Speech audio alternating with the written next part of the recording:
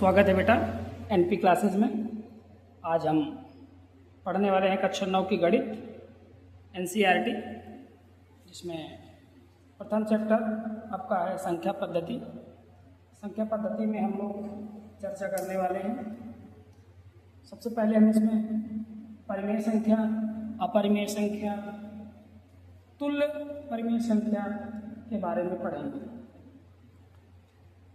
तो क्या है परिमेय संख्या, आइए जानते हैं उसके बारे में।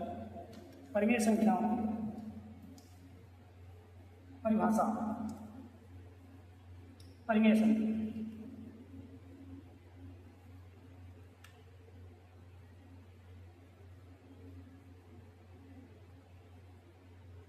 परिमेय संख्याएं। परिमेय संख्याएं ऐसी संख्याएं जिन्हें हम p/q के रूप में दर्शा सकते हैं। ऐसी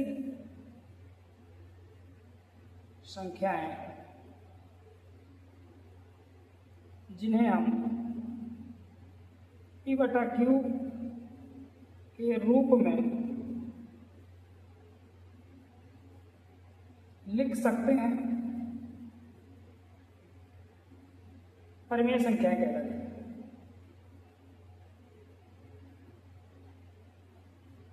परिमेय संख्या कहलाती है।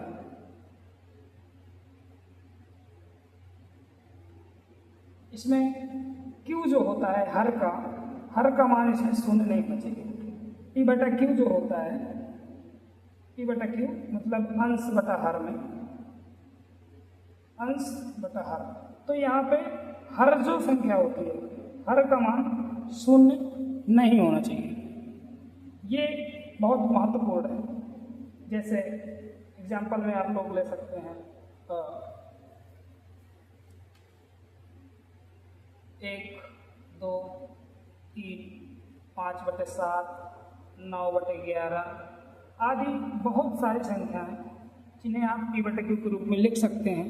ये सभी परिमेय संख्या है। बात आती है अपरिमेय संख्याओं। अपरिमेय संख्या, अपरिमेय संख्याएं में हम लोग पढ़ने वाले हैं। अपरिमेय संख्याएं ऐसी संख्याएं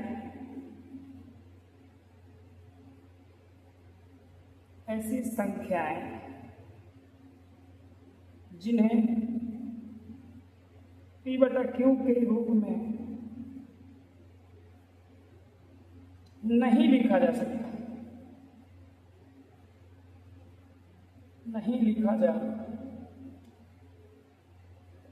सकता। अपरिमेय संख्या, अपरिमेय संख्याएं कहलाती है। बेटा समझिएगा, जिन्हें हम p/q के रूप में नहीं लिख सकते, जिन्हें p/q के रूप में नहीं लिख सकते, जैसे पूर्ण वर्ग के अतिरिक्त कोई भी संख्या जो पूर्ण वर्ग नहीं है, करड़ी की संख्या हो, पूर्ण वर्ग ना हो, जैसे 2, करड़ी 3, करड़ी 5, करड़ी 7, ऐसे कोई भी करड़ी की संख्या सभी अपरिमेय होती है। और पाई के साथ की संख्या, पाई, 2 पाई, 3 पाई, ऐसे ये सभी संख्याएं आपकी अपरिमेय संख्या होती है। जिन्हें हम p/q के रूप में नहीं दर्शा सकते हैं, वो आपकी अपरिमेय संख्याएं कहलाती हैं। अब कुछ चीज़ों का निर्धारण इसमें हम लोग करने वाले हैं। तुल्य परिमेय संख्या बात आएगी। तुल्य परिमेय संख्याओं में तुल्य परिमेय संख्याएं, यदि कहीं पे जरूरत पड़ जाती है तो तुल्य परिमेय संख्याएं क्या है, यानी किसी भी संख्या को उसके अंश और हर में एक समान संख्या से यदि हम गुणा भाग कर देते हैं तो हमें उसकी तुल्य परिमेय संख्या मिल जाती है। जैसे हमें 4/9 में 9 की तुल्य परिमेय संख्या चाहिए। तुल्य परिमेय संख्या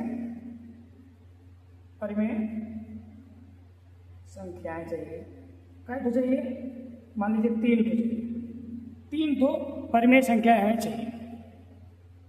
तो ज्ञात कीजिएगा, देखिएगा जितनी भी चाहिए 4/9 में, तो एक बार 1 का ऊपर नीचे गुणा करते हैं तो वही परिमेय संख्या बनती है, इसकी गणना नहीं करते। अगली 3 चाहिए, एक तो हमें पता ही है।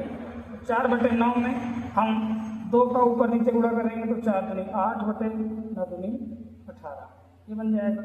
फिर 4/9 में हम 3 का ऊपर नीचे गुणा करेंगे तो 4 3 12, 9 3 27। एक संख्या ये बनी, एक संख्या ये बनी, और 4/9 में हम 4 का भी ऊपर नीचे गुणा करेंगे तो संख्या हमारी बन जाएगी 4 चौके 16, 9 चौके 36। अब एक 4/9 की आपकी 3 तुल्य परिमेय संख्याएं, परिमेय संख्याएं जो बनी हैं वो बनी है 8/18, फिर 12/27 और 16/36। ये आपकी तुल्य परिमेय संख्याएं प्राप्त होगी। ऐसे हम लोग निकालते हैं तुल्य परिमेय संख्या। अब हम लोग डिस्कस करने वाले हैं, क्योंकि हमारे पहले चैप्टर में पहली प्रश्नावली में ही कुछ संख्याओं का प्रयोग हुआ है, जैसे कि हम लोगों को जानना चाहिए प्राकृतिक संख्याएं क्या है। प्राकृतिक संख्या, प्राकृतिक संख्याएं क्या है? प्राकृतिक संख्याएं यानी कि जिन संख्याओं से हम लोग गणना करते हैं, गणना की जाने वाली संख्याएं, जितनी भी गणना की जाने वाली संख्याएं हैं, गणना की जाने वाली संख्याएं आपकी प्राकृतिक संख्या कहलाती है। जैसे आएगा 1 2 3 4, ये अनंत तक जाते हैं बेटा, ये अपरिभाषित है, इनके बारे में कुछ अंत का कोई निश्चित नहीं है, ये अनंत तक जा सकती है, प्राकृतिक संख्या बन जाती है। और इसके बाद हमारे आते हैं पूर्ण संख्या। पूर्ण संख्या, पूर्ण संख्या क्या आती है? इन प्राकृतिक संख्याओं में शून्य को मिला दिया जाएगा। प्राकृतिक संख्याएं हमारे आती हैं 1 2 3 4 5 ऐसे आती हैं। यदि इनके साथ शून्य को भी मिला दिया जाए तो शून्य के सहित प्राकृतिक संख्याएं जो होंगी वो पूर्ण संख्याएं कहलाएंगी, यानी उनके साथ शून्य को भी मिला दिया जाता है। ठीक है, ये एक अंक इसमें अधिक होता है। यानी अब यहाँ पे प्राकृतिक संख्याओं में अगर बात की जाए तो सबसे छोटी प्राकृतिक संख्या 1 होती है और सबसे बड़ी प्राकृतिक संख्या अनंत है, कोई पता नहीं है उसके बारे में। वहीं पूर्ण संख्या में सबसे छोटी होती है 0, सबसे छोटी प्राकृतिक संख्या 0 होती है। इसके बाद आता है आपका पूर्णांक। पूर्णांक, पूर्णांक क्या होता है? पूर्ण संख्याओं के साथ यदि ऋणात्मक संख्या भी शामिल कर दी जाए, पूर्ण संख्याओं के साथ ऋणात्मक संख्या मिलाने पर, जैसे -3, इधर माइनस का अनंत तक होती है, -3, -2, -1, 0 1 2 3 ऐसे अनंत तक, दोनों ओर ये अनंत तक जा सकती हैं, और इधर भी अनंत तक, इधर भी अनंत तक। और ये धनात्मक प्राकृतिक संख्या शून्य और ऋणात्मक संख्याओं के योग से बनती है। इसके बाद आपका आता है परिमेय संख्या, जो आपने पढ़ लिया, जिन्हें p/q के रूप में लिखते हैं, अपरिमेय संख्या जिन्हें p/q के रूप में नहीं लिख सकते। इसके बाद आएगा आपका वास्तविक संख्या। वास्तविक संख्या, वास्तविक संख्या क्या होती है? वो परिमेय, परिमेय और अपरिमेय, परिमेय और अपरिमेय संख्याओं के योग से, परिमेय और अपरिमेय दोनों संख्याएं एक साथ मिला दी जाएं तब वास्तविक संख्या बन जाती है। यानी कि उसमें परिमेय संख्याएं भी सम्मिलित हो जाएंगी और आपकी अपरिमेय संख्याएं भी सम्मिलित की जा सकती हैं, वो संख्याएं आपकी वास्तविक संख्या कहलाती हैं। ठीक बेटा।